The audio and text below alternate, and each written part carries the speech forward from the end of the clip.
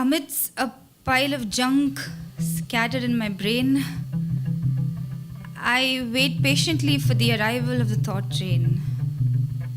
It's running late, it's 12 past noon. I have a group of people in front of me, it better come soon.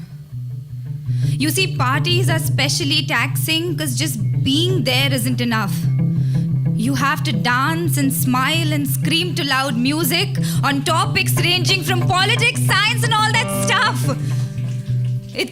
It specifically makes me nervous when a GK question is thrown my way. Wait, is India Gate in Delhi or is the one in Mumbai Gateway? I stutter, I mutter, I trip and I splutter. This clutter in my head refuses to clean up. I'm sure they think I'm an introvert or an extrovert or an extroverted introvert or an extro-introverted word. Wait, what? I dive into my phone and pretend to make a call. Everyone's noticing me. I wasn't prepared for this at all. My palms begin to perspire. I hate parties. Hide I must, because hiding away is my only desire. Whoa, that was a bit too much. Calm down. Only you think you're the talk of the town. Oh, okay.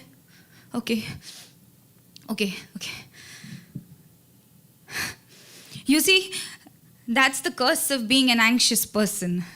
You're up and down and spiraling for no particular reason. There are 10 people on this shoulder and another 10 on this one telling you everything is going to go wrong. And all you're left with is your life's dreadful theme song. You're going to die alone. You're lonely AF. You're broke, you're shook, you're a horrible crook. You're going to die alone.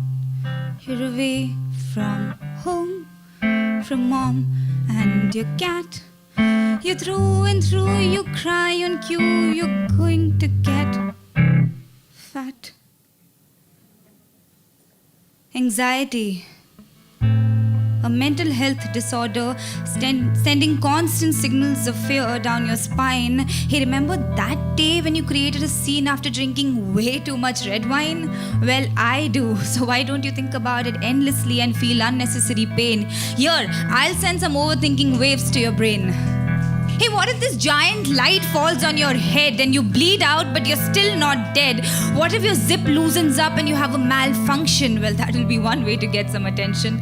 What if you're talking to your crush and you accidentally spit on his face? You run and run and run and run but never win the race. Age 7, you tried to hold in a fart but couldn't. Age 9, you told on your best friend when you shouldn't. Age 14, someone called you obese. Age 18, you opted for kurtis over tees. Age 20, you hate your face more than ever. Age 26, if he's gone now, he'll be gone forever. Hey, are you okay? No. For you, it's just another day because you're not compelled to think. Sleep hasn't left your eyes without a wink. Fright, nausea, irritability aren't your best friends. Hashtag panic attacks have stopped being just trends. This thing is real in the head, hugging one warmly until one goes to bed. But all you care about is to mock me. Wait, what exactly is separation anxiety? High levels of anxiety after separation from a person or a place that give you a sense of safety or security. I think I might have that. Really? Maybe. I'm not sure. Do you think it gets better? Maybe.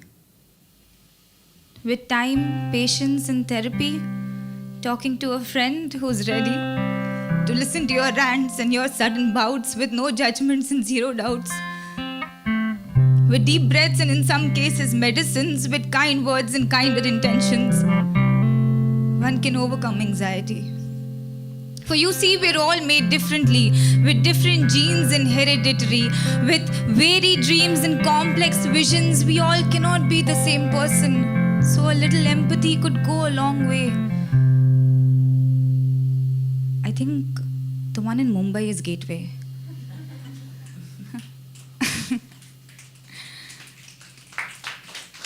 You're going to be fine. It's just a matter of time.